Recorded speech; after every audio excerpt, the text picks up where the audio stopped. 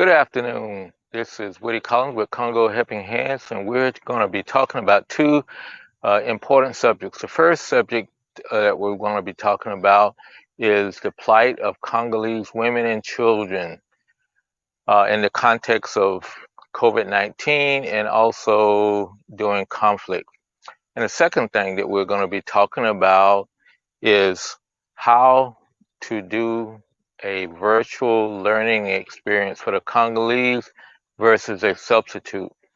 And those are going to be the thing that we'll be discussing in just 1 minute. As I said, I'm Woody Collins with Congo Helping Hands, and we are here, and I'm here located in Indianapolis and not in Congo.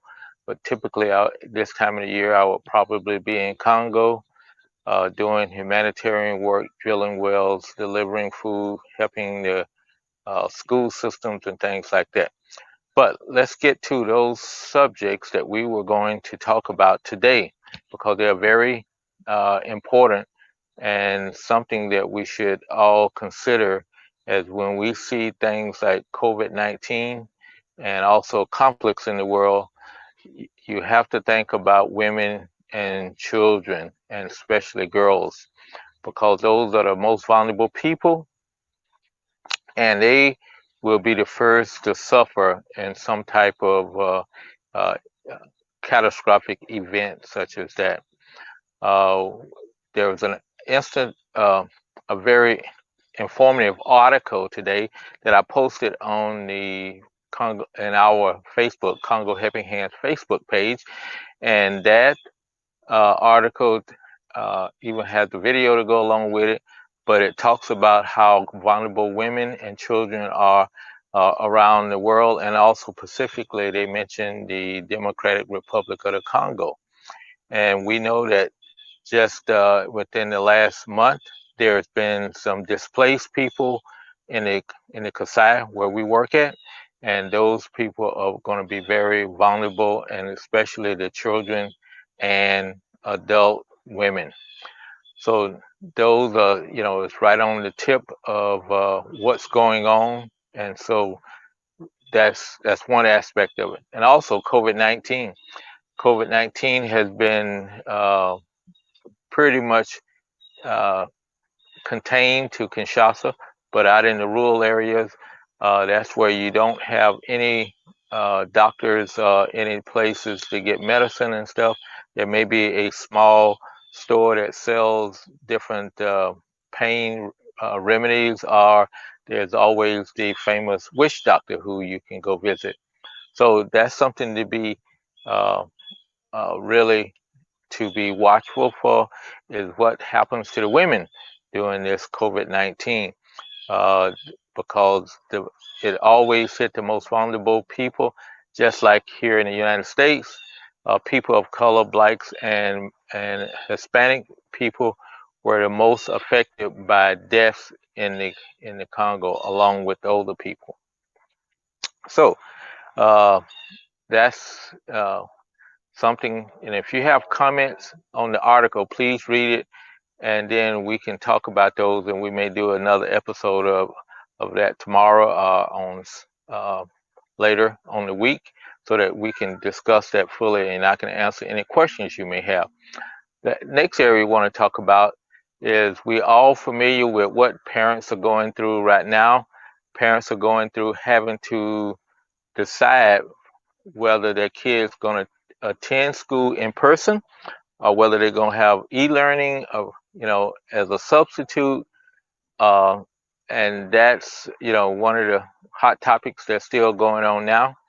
But in the Congo, uh, since they don't have those facilities, one of the things that I got back from the Congo after I broached the idea of what we can do to help students during these times, and that may be favorable to their education process, not as a substitute for what they're doing now, but as a enhancement. And what we're thinking about is doing some virtual learning opportunities, probably more like seminars or something like that, that would help them to even greater strength. We're still in the formative stages, And so, as I've been asking for French teachers and also French speaking teachers to join us, that may be some of the things that we will need your advice on to help evaluate which ones that will be most in a rural setting and in a setting where uh, that this would be something that they could pick up and they could learn from and stuff to supplement what they're doing now. Not as a substitute, but as a supplement. That's two different things. So we see it here in the United States as a replacement, virtual learning, but we're considering doing some virtual learning experiences as a supplement to their education. Maybe one of the suggestions was we do some English so that they can actually hear English speaking people doing a conversation, and also they would see that and maybe enhance their learning of of English, as we carry on a normal American English conversation. So that's the type thing we're thinking about, is not to replace something that they're already doing, but somehow we can join with them and substitute. Those were the two subjects that I wanted to talk about today, and thank you for coming in and listening to this. Please reach out and like Congo Helping Hands on our Facebook page, and we would also appreciate if you use YouTube to sign up as subscribers, and then you will get these notices all the way.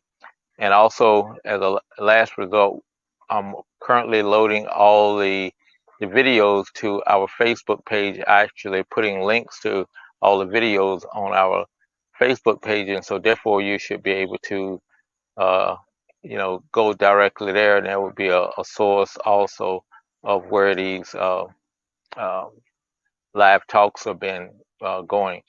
So thank you again, and this has been Woody Collins with Congo Helping Hands for another episode of Talking About Congo. We thank you. Be safe, take care of yourself, and be blessed.